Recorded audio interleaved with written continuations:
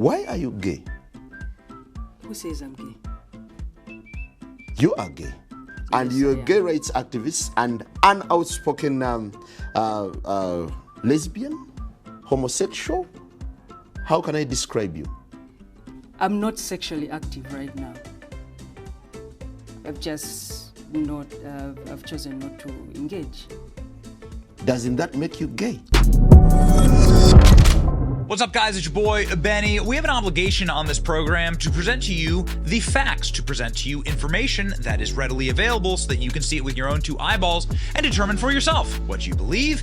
And so we shall do that with a bit of a touchy subject here. Is Barack Obama gay?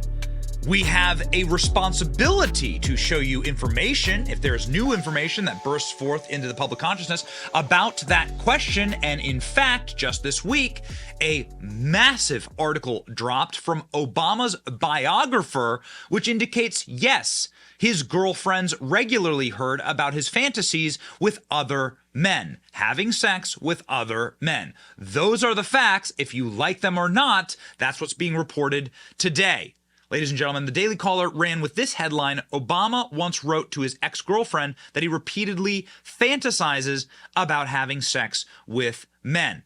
Let's jump into this article. Let's show you the actual evidence. Let's read to you the letters, and you can decide. Obama once wrote to ex-girlfriend that he repeatedly fantasizes about making love to men, his biographer says. Who is this biographer? David Garrow is the man, and he is being interviewed in Tablet magazine, which is a very respected magazine, in a long-form interview that is 20,000 words.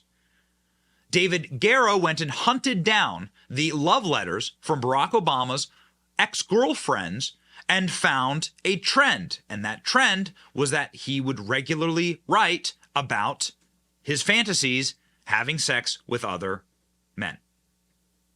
That's according to Barack Obama's biographer.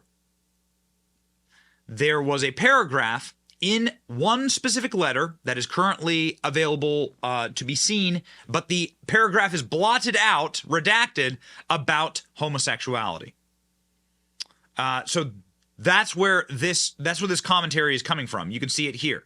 Barack writes to Alex, his former girlfriend, about how he repeatedly fantasizes about making love to men. This is according, again, to David Garrow. David Garrow is a deeply respected historian who wrote the people's history of Barack Obama, spoke with Barack Obama, spoke with all of the people in his life, his ex-girlfriends, the family members, people that have been utterly evaporated, eliminated by the media, because you never hear about Barack Obama's mom. You never hear about any of his ex-girlfriends. No journalist, there are thousands of journalists, no journalist ever hunted down and asked the girlfriends of Barack Obama, what was this guy like? Like in his formative years, how is this man, what did this man believe? What does he stand for? How was he created? Man. David Garrow went and did exactly that, ladies and gentlemen. So let's begin here. Who is this man that we are referencing in this story? David Garrow is a man who wrote Rising Star, which is a biography of Barack Obama. Potentially the most thorough biography of Barack Obama that exists in the world. David Garrow is hardly a hack whose work can or should be dismissed on partisan grounds. He's among the country's most credible and celebrated civil rights historians, the author of The FBI and Martin Luther King Jr. Bearing the Cross, who won a Pulitzer Prize for his biographies, and a 3-historian consultant who animated the monumental PBS documentary Eyes on the Prize, as well as the author of the landmark history on abortion rights, liberty, and sexuality. So you can assume, based on David Garrow's previous work, that he's actually a leftist, that he is a liberal, and that he prizes the civil rights movement, the abortion movement, and obviously PBS documentaries, right? So what does that tell you? You're not dealing with some crackpot hack here. This is I could not believe when I read this piece, everything that I learned about Barack Obama.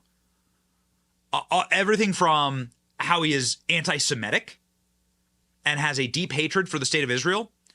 The love letters to his previous girlfriends were, it definitely gets a headline, But I think the far more exposed in this piece is that Barack Obama like really hates America. Like, he doesn't like America, and he views America as a evil empire that needs to be corrected. And he goes about in his entire presidency essentially eroding this country and then weaponizing race and weaponizing identity politics to the destruction of this nation. Barack Obama is the most damaging president in American history, according to this piece. And it is all because the media has lied to you and has created a mythos of Barack Obama, and Barack Obama assisted them in doing so. In fact, the entire piece culminates with this absolutely spectacular distillation of what Barack Obama truly is. In conclusion, I've come in time to think that the best way to understand Barack Obama is that he is a literary creation of Barack Obama, the writer, who authored the novel of his own life and then proceeded to live out this fiction character that he created for himself on the page, which is remarkable. So how do you write a biography of a fictional character authored by somebody who's deliberately created and obscured and erased their actual life and replaced it with that self and a fiction? Man, remarkable. People are just saying this is the most impressive interview and the most fascinating article, every single word of it. If you want to know how we ended up with a toxic identity politics currently destroying America, you need to read this piece. This is horrifying, says Ben Domenech. Tom Elliott breaks down some of his favorite parts about the piece. Obama is Biden's puppeteer. We'll get into that in just 1 second because you need to hear that read directly. 2, Obama wrote a letter to his girlfriend about how he repeatedly fantasizes about making love to men. 3, Obama lied about why he ended his relationships with his girlfriend. We've gone through the article. Obama said that he ended his relationship with his white girlfriend in Chicago because they had a disagreement about a black playwright. That's false. According to that girlfriend, it was because Barack Obama took the side of Louis Farrakhan and some crazy crackpots from the black community in Chicago saying that Jewish doctors were trying to commit a Holocaust against black people in Chicago. That's the front end of the article. I mean, again, I'll show you the article. I encourage you to read it for yourself. Read it for yourself. I beg you. But Barack Obama took the side of the crackpot black nationalist politician and gravitated towards that man's racism, in-group racism, and then Barack Obama made that sort of like a persona. And so his white girlfriend wouldn't have anything more to do with him. So she couldn't stand it. His biographer says that he's not normal. He's not a normal politician or a normal human being. Barack Obama has as many insecurities as Trump. Barack doesn't want to be close with people who are his equals. None of the people who are ostensibly his best friends are anywhere close to his equal. Obama once said that the 2 things that he wanted were a valet and an airplane. Got it? Mr. South Side of Chicago, living off food stamps. So why should Obama, the ultimate winner, carry on the charade that he's part of a community, whatever that means, with these people from the Ivy League schools? He's happy to go on NPR and talk about meaningless things to make wine moms identify with him so he can put one over on them.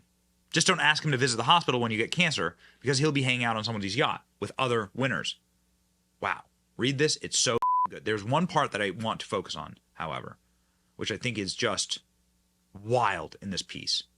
Let's go to the Obama section as it pertains to Joe Biden. This is really important. And this is absolutely worth the price of admission here in understanding the dynamics between Barack Obama and Joe Biden. So take for it what you will, Obama's sexual proclivities. I think this is actually far more dangerous and damaging to the country. Listen to this. The election of Joe Biden in 2020 gave Obama even more reason to stay in town, meaning Washington, D.C. The whispers about Biden's cognitive decline, which began during the bizarre COVID shelter basement campaign, were mostly dismissed as partisan attacks on a politician that had always been gaffe-riddled. Yet, President Biden continued to fall off bicycles, misremember basic names and facts, mix long, increasingly weird passages of data-esque nonsense with autobiographical whoppers during his public appearances. It became hard not to wonder how poorly the president's capacities really were, and who was actually making the decisions at the White House, staffed bottom to top with core Obama loyalists.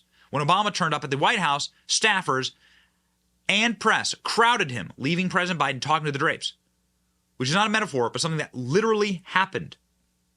Just in case you need a reminder, here it is literally happening. Barack Obama getting pressed in upon, being the sole center of attention, with all of the Barack Obama staffers and acolytes there, Kamala Harris sidling up against him, and Joe Biden pondering off, begging for Obama's attention, putting his hand on Obama's shoulder, begging for the attention of this man. What was this? Well, according to the biographer, this was a flex. Obama might enjoy serving a third term as president, all but in name. Running the government from his iPhone was a thought expressed in public by Obama himself before and after he left office. I used to say that if I could make an arrangement where I had a stand-in front man or front woman that had an earpiece in, and I could just go into my basement in my sweats looking through stuff, and I could sort of deliver the lines while somebody else was doing all the talking in the ceremony, he told Stephen Colbert, I'd be fine with that, because I found the work fascinating. Even with all the clues in the Washington press corps, fresh off their years of broadcasting fantasies about secret communication links between Trump Tower and the Kremlin, they seem unable to imagine, let alone report on, Obama's role in government.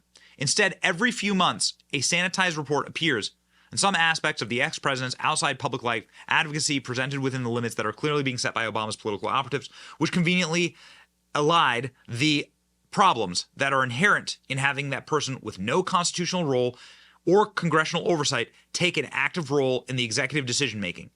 Near the end of June, for example, Politico ran a long article noting that Biden's cognitive decline, the coy headline, is Obama ready to reassert himself, as the ex-president hadn't been living in the middle of Washington and playing politics since the days he left office. Indeed, in previous weeks, Obama has continued his role as a central advocate for government censorship of the internet while launching a new campaign against gun ownership, claiming that it is historically linked to racism. Surely the spectacle of a president simultaneously leading campaigns against both the First Amendment and the Second Amendment have led to a spectacularly ludicrous old-school D.C. reporter to file a story on the nuts and bolts of Obama's political operation and what's going off in the mansion that he owns in Washington. But the D.C. press was no longer in the business of maintaining transparency. Instead, they had become servants of power whose job was only to broadcast whatever myths helped advance the interests of the powerful. Holy crap. Guys, I mean, he just nails it here. He just nails it here. Sniper rifle from 1,000 yards. Wow. Obama was never the leader of much of anything, neither during the Trump years or now. Instead, he was focused on buying trophy properties, hanging with billionaires, and vacationing on private yachts, grifting large checks from Spotify and Netflix, even if now stratospheric levels of personal vanity also demanded that every so often he show up, President Biden, for the sin of occupying his chair in the White House. And that is what you see. Obama is a celebrity-obsessed would-be billionaire, or as would be American Castro, reshaping American society from his basement in his sweats. David Garrow says yes. So, ladies and gentlemen, this goes on. I mean, you'd break the we were going to break the scroll button here, scrolling through the length of this interview. I encourage you to read every single word of it. It is crucially important for you to understand exactly the fraud that Barack Obama is. I think there's no more important piece of journalism that exists relatively today, especially going into the fact that Barack Obama is himself a deep and abiding anti-Semite, founded inside of the kilns of Louis Farrakhan's church inside of Chicago, the anti-Semitic kilns inside of Chicago, Jerry Wright's church as well, and Barack Obama, of course, his stance towards Israel and his stance towards Iran, and then siding with Iran with the Iran nuclear deal, effectively trying to make Iran a key partner for America, and this a suicidal country that wishes to annihilate Israel, really belies what kind of a man he is. Barack Obama is a deeply cretinous, fake, creation of his own writing and a man who lived out that writing. Shocking, truly stunning stuff. You deserve to know the evidence. You deserve to know the facts before you. Maybe they matter to you, maybe they don't, but they should. They should. Your leaders should not be frauds. And so much of what we see happening in America today, locking into place in America, the things that you hate about this country today, the racial division, the class division, the abiding distrust of our government, and the loathing, the self-loathing inside of the bureaucracy for the American people, that began its inception with Barack Obama. Barack Obama seeded that malignant tumor in our government, and it must be ripped out. Whew. Man, reading this was something else. Ladies and gentlemen, that's the information. Do with it what you will. I'm your boy Benny. Let's end communism here together. Starting with Barack Obama. Like, share, and subscribe. See ya.